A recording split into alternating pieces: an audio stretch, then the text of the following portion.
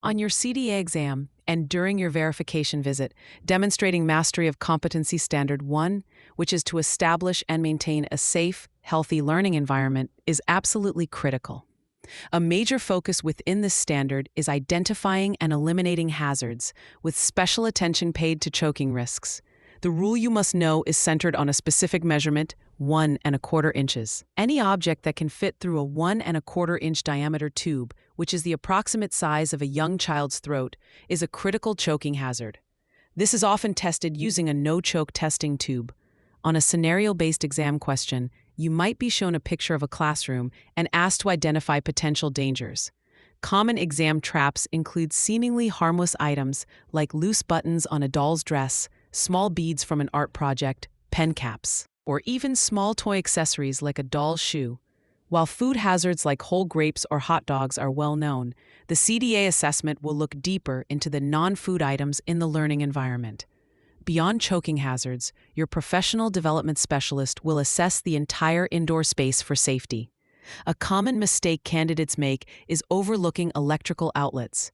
Every unused outlet accessible to children must have a protective cover. Another key area is furniture stability. Your observer will likely check to see if heavy items like bookshelves, cubbies, or cabinets are securely anchored to the wall to prevent tipping. They will also scan for any cords from blinds, lamps, or electronics that are within a child's reach, as these pose a strangulation risk. Sharp corners on tables and shelves should be padded or cushioned. A more subtle but equally important area assessed is the presence of toxic materials. This includes not only cleaning chemicals, but also common houseplants. You are expected to identify and remove any toxic plants from the classroom.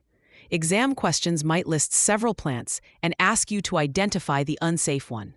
Furthermore, all cleaning chemicals must be stored in a locked container or area completely inaccessible to children. A frequent exam trap is a scenario where chemicals are in a cabinet with a child-proof latch under a sink in the classroom. The correct answer is that they must be locked away entirely, separate from the main learning space. To remember these key safety checks, use this phrase: scan the room from floor to door, check the small stuff, plugs, and more.